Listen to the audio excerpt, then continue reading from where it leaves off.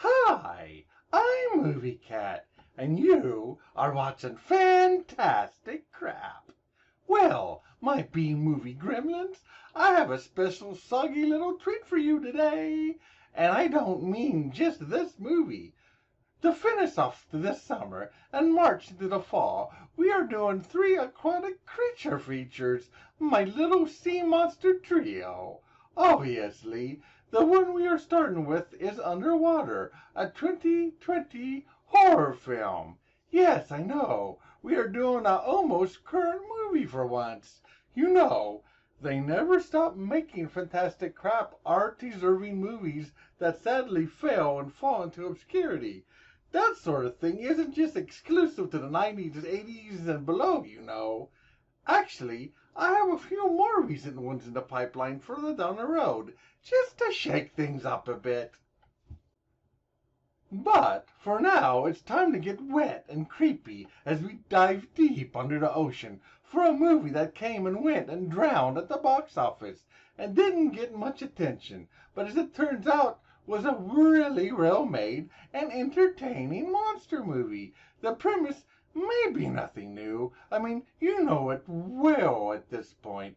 A group of people stuck in a facility deep under the ocean learn they are not alone and must find a way to survive and fight their way to the ocean surface. Though this movie does have its own little surprises for its audience, so let's just belly flop in this whirlpool of terror and see what floats to the surface, shall we?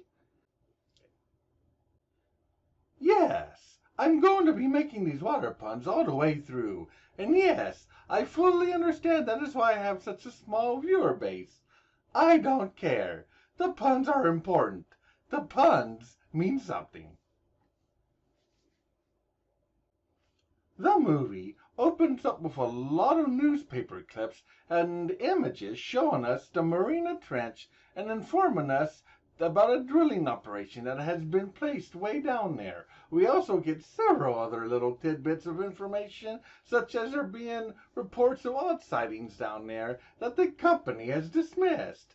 The camera then rushes through all of that and takes us on a journey down to the trench.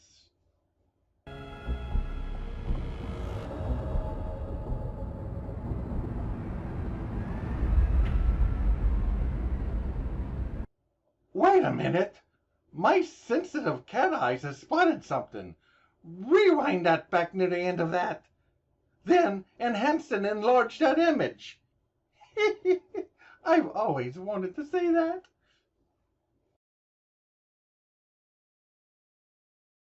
What in the world is that? Kinda looks like a ghost face thingy with tentacles, maybe. I'm sure it's nothing. I mean, these kinds of movies aren't clever and playful enough to throw in hidden hints at the audience throughout the film, right? I mean, monster movies being well made and competent? No, only Oscar-worthy movies do that. Okay, I'm done making fun of film critics. Let's move on. So, after a really cool sequence of the camera diving down to the ocean bottom, we finally get to the Kepler station, the command center for the drill crew. We are then introduced to the main character, Nora Price, played by Kristen Stewart, who then took a cue from Sigourney Weaver and shaved her head for the role. So, of course, it's time to get to know our hero and other characters for a bit and have a bit of development and world building before things get exciting.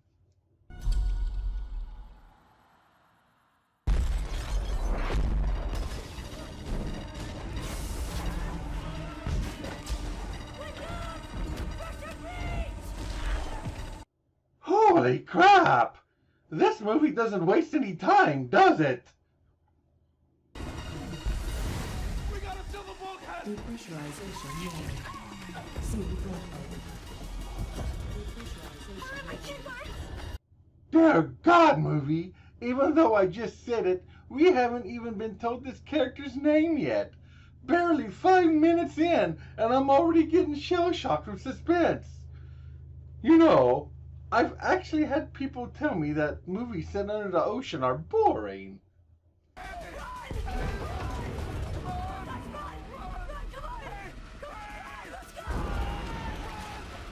Nora, they're not gonna make it. Close the door. You have to close the door, otherwise the whole rig will die. Well, to those people, this movie says, kiss my ass. Ow. Anyway, we are very much off to the races already, and Nora travels through the wreckage collecting a few other survivors while finding dead ones. They end up finding the captain, who is still alive, and he sends Nora to the control center where they meet more of the cast. Why are you still here? You should have gone up. There were pods here. Because that's what captains do. Wait a minute. My sensitive cat eyes has spotted something else interesting. Who cares? You have a kid. You should have gone up. Can you sit down, please? Is that a Wayland Corp logo on his strap? Well, both movies are owned by the same company now, so if they wanted to become canon, I guess it's canon. This is in the same universe as Alien. Well, these people are in even more danger than I realized.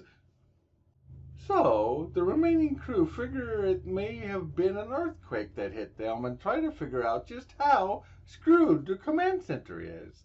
So, of course, they discover that the place is going to go into a meltdown and explode, and all the escape pods are gone. The captain comes up with a crazy plan to use suits to rock across the ocean floor to other accessible areas of the facility to get to the main area he thinks might have more pods. So we just go in the pitch black and we walk without knowing where we're going with insufficient oxygen? That's the plan? That's the plan. Everybody down with that? Nora, you okay with that? The suits can't be down there that long, you know that. Not everyone here is an experienced diver, and... So, the stakes are already high, and our heroes have an impossibly dangerous journey ahead of them. This movie really does waste no time. Let's go!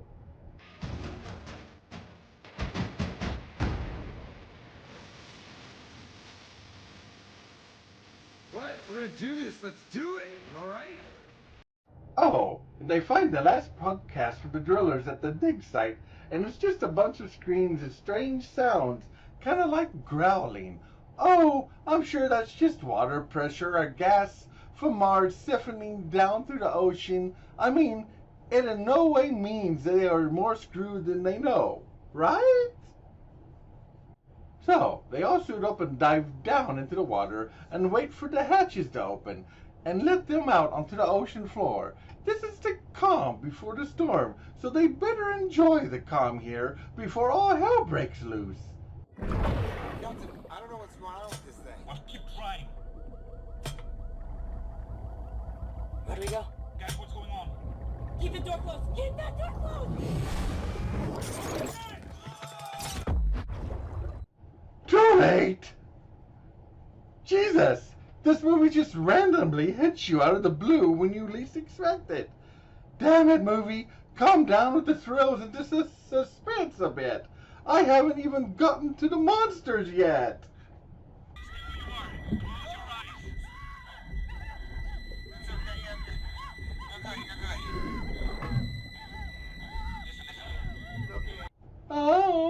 What was that? Was that a chunk of that guy hitting her helmet? Jeez, this movie is hardcore. So, they get a signal that something is moving around and figure that it is probably a survivor and plan a rescue mission. Here, take him. Take this bunny. I bequeath it to you. If he doesn't make it, I'll haunt you. Originally, that was going to be a real bunny. and they even filmed some scenes for it.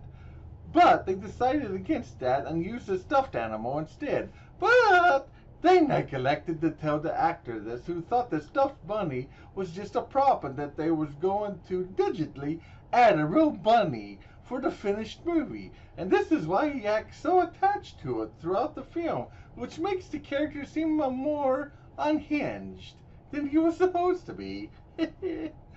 They find a destroyed escape pod that is covered in a weird substance and also a dead body. While examining the body, they notice something strange about it. What the hell's going on with this body? The pressure? Liquefied? Alien moment! There's a lot of those in this movie.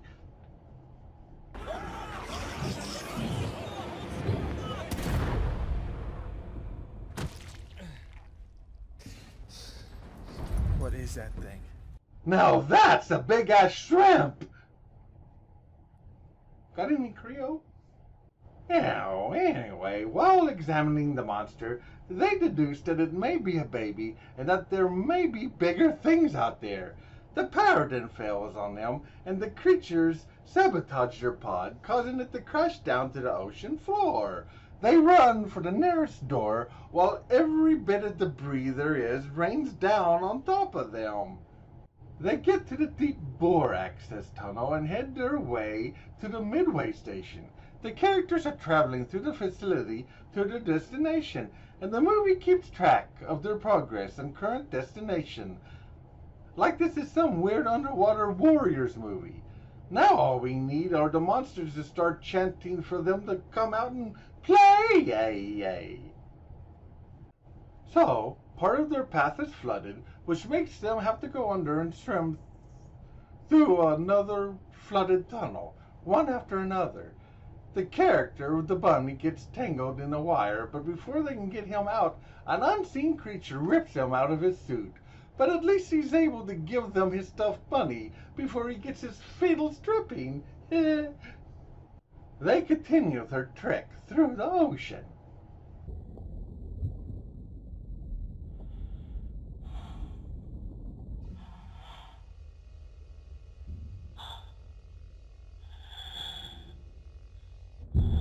Hey, I saw those eyes! You gotta love it when movies does stuff like this that the audience may not notice the first time watching. Hee.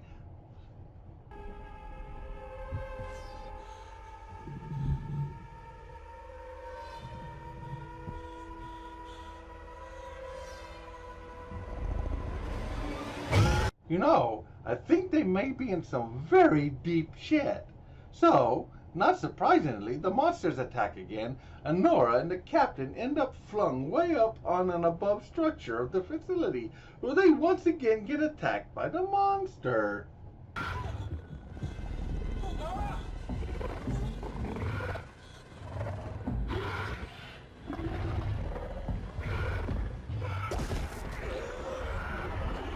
Who tries to suck face? Anyway, the captain comes to her rescue, which ends up with him sacrificing his own life to save hers, and she plummets back down to the ocean floor. She follows a pipeline to the Shepherd Drill, an abandoned expeditionary unit. There, she tries to use the equipment to send a message out to the rest of her crew who got separated from her, and then she checks out the late captain's locker.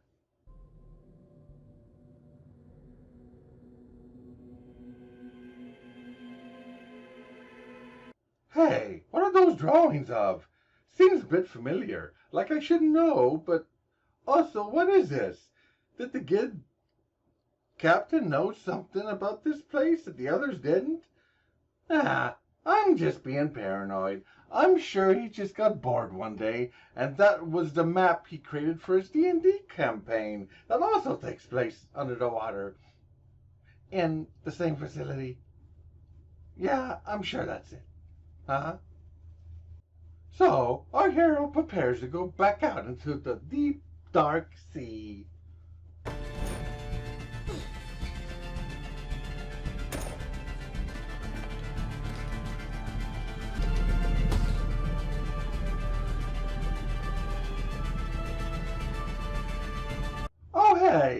fake Bun Bun made it. Yay! She also meets up with the other two survivors, and they end up making it to their destination, the Roebuck Station, which is the Triton-class bore site. Though, of course, it turns out that the station is now the nesting ground for the monsters, and they find a whole crapload of them there in what seems to be a hibernating state. They try to sneak past, but of course something happens, and a monster tries to swallow Nora whole. But she fires a hole through it from the inside with her weapon. Her victory is short-lived, though, when she realizes all the other monsters are awake and are watching her. But then...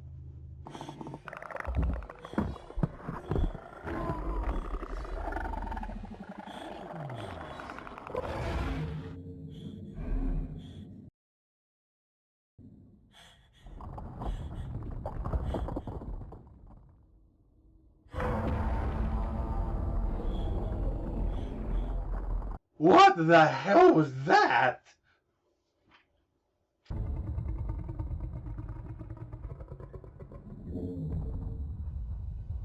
Hey, Nora, fire your weapon up into the water at it so we can see what the hell is going on.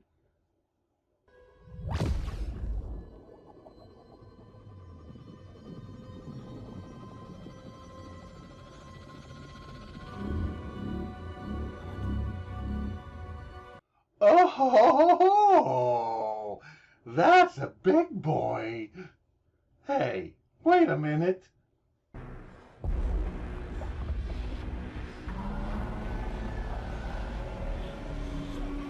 Cthulhu? Cthulhu? No, it can't be. Fucking King of the Deep Ones himself? Cthulhu? The old god? Dear God! And I thought they were fucked back when I realized that this was set in the alien universe. But now that we also seem to be deep in Lovecraft's domain, we are beyond triple fucked. The Roebuck is the future of TN Industries energy production. TN Industries, we've got big things in store for you.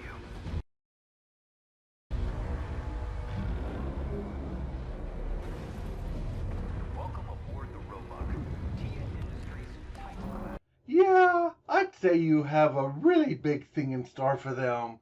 Oh, and yes, the director has confirmed that this is indeed Cthulhu, and most fans believe that the company is also secretly run by Cthulhu's cult, and that they awakened him on purpose, which the movie does throw several hints about.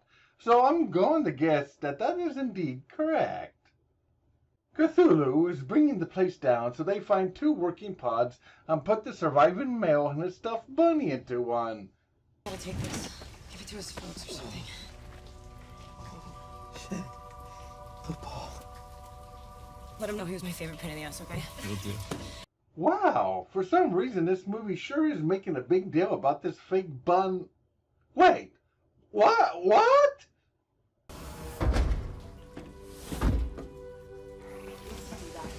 Oh my God, the bunny has come to life. It's a miracle. Or it's a big editing mistake because at one point they did use a live bunny, but decided to replace it with a stuffed animal, and it seems they didn't quite manage to remove all the real bunny footage. Hey, I told you that I have sensitive cat eyes. I'm always spotting shit like this. But usually it's boom mics. This is my first surprise bunny spotting. Now. So, Nora forces the other survivor into the last pod, and both survivors blast off. Nora notices that Cthulhu sends his minions up to catch the pods, so she overrides the facility's power and explodes it like a giant bomb, sacrificing herself and all the monsters with her.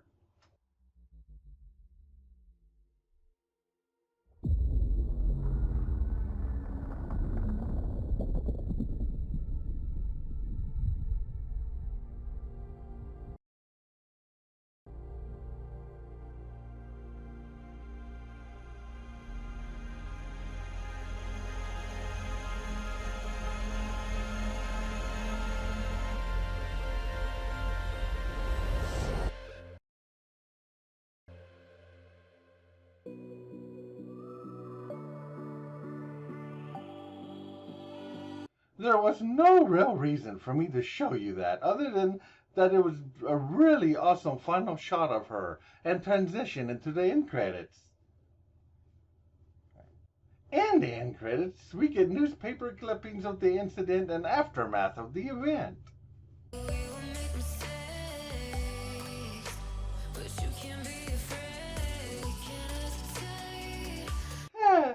That toy bunny has a secret. It's really alive. I know. I saw it. Anyway, this movie was awesome. It's a very well made and thrilling monster movie with intense action scenes and fun characters. This movie so does not deserve to fall into the black movie abyss of obscurity, and that's why I've chosen to do it, to give it some very well deserved love and attention. I think one reason this movie kind of got ignored at the box office is because it got very little advertising for it and came out right when Disney bought Fox, and Disney moved the film's release date and set it to one where traditionally movies that have very little faith in them are thrown into. I guess Disney had no use for a sea monster movie set in the same world as Alien and Lovecraft's creations. Pricks. I really hope this movie picks up attention and becomes a beloved cult classic in the future because, well, it deserves it. I'd give Underwater 8 hairballs out of 10. So, we have started off our underwater voyage of terror with a huge bang. But don't worry, folks. The other 2 deep sea gems I have in store for you are also real bangers. The next one being a real treat. Williams. Yes, that was a clue. Hey, I'm a cat. We are not very subtle. Oh, by the way, yes, I did notice that the survivor male's suit was number 13, yet he still managed to survive. Of course I noticed that gag. I'm a black cat. We do not miss number 13 jokes, nor do we miss accidentally living bunnies, for that matter. Man, I'm good at what I do. Ow.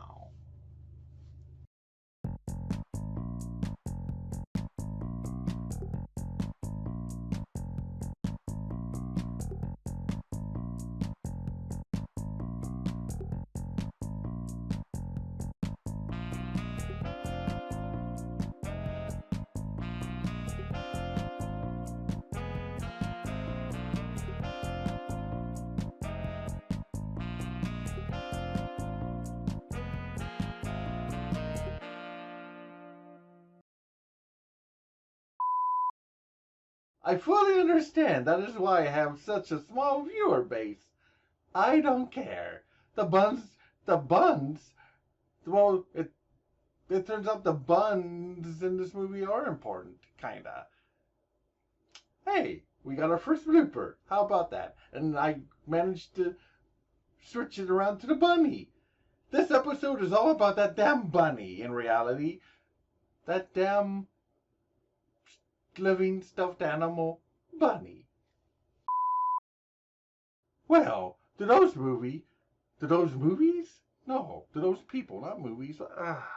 I talk to movies too much. She follows a pipeline to the shepherd drill, an abandoned expeditionary unit. There, she also tries to use the equipment to send a message. You know what? I said expeditionary too slowly. I got it right, but not good enough. I told you I was going to fail saying this word the first time. I knew this is going to be a blooper. I knew it. There, she tries to use the equipment to send a message out to the rest of her crew, who did get separated from her, and I know, I got expeditionary right and I screwed up the last sentence. Why do I suck at this so much? I'm supposed to be an expert. So, Nora forces the other survivor into the last pod, and that makes it sound like Nora's blasting out. No, I mean, both of the survivors. I need to stop writing these scripts better. I think the one reason this movie kind of got ignored at the box office is because it got very little advertising and came out right when Disney bought Fox. And someone just someone just messaged me on Steam to play Repo. That game has taken over my life. No, I am not going to explain. If you know, you know. Of course I noticed that gag. I'm a black cat. We do not miss number 13 jokes, nor do we miss accidentally. I was going to ignore my phone, but let's redo it. My phone hates me. Man, I'm good at what I do. Meow. No, no. Let's redo that last bit. Okay.